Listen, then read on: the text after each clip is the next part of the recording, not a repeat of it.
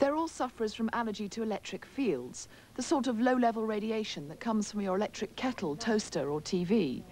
Though it's uncommon, electric allergy can be very, very unpleasant.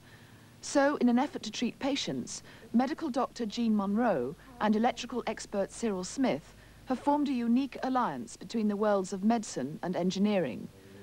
Otherwise incurable allergy sufferers come to them to be diagnosed and treated. Your watch, if it's a battery-operated watch, is giving electromagnetic fields. You don't notice it.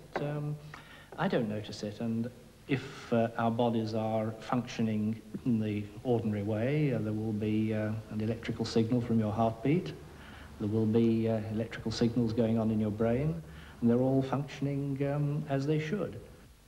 The doctors believe that these natural fields may interact with man-made electrical radiation, causing devastating illness in subjects like Jennifer. Her allergy is so severe, she's 1 in a million. For any length of time, if I was in the kitchen, I spaced out, I didn't know where I was. And it took me about 2 hours, perhaps, to do a 10-minute job. But it was so vague, just totally vague.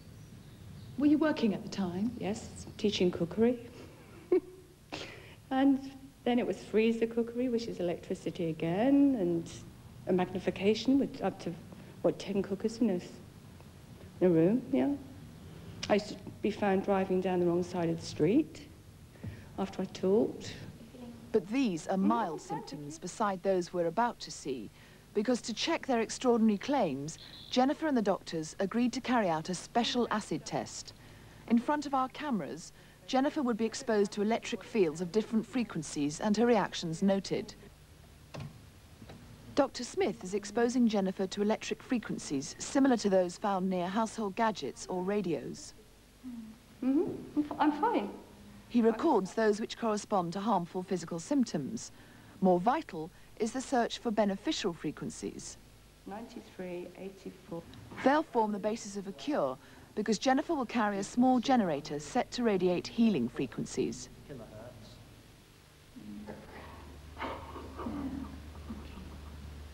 Did you find one that was reasonable? Dr. Smith makes sure that the same reactions occur each time he returns to a setting. This repeatability is vital to any scientific work. Better? No. Feeling any better? Not yet. Who? As Jennifer's symptoms swung between elation and others too harrowing to show on television, it became clear that there was indeed some mysterious effect. What makes you so convinced that it is, and particularly, say, in that woman's case, the electricity that was making her behave in that peculiar way? Well, because I wasn't observing what was on the dials, and yet we could turn her reactions off at the same point each time.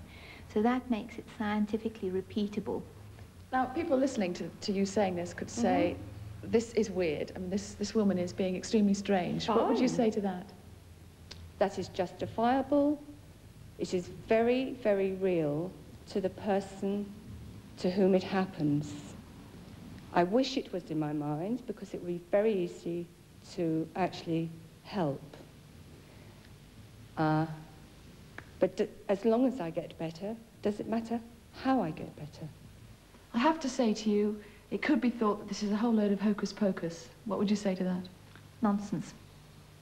It's perfectly true because it's demonstrable and repeatable. I would challenge any scientist to come and study with us if they wish to.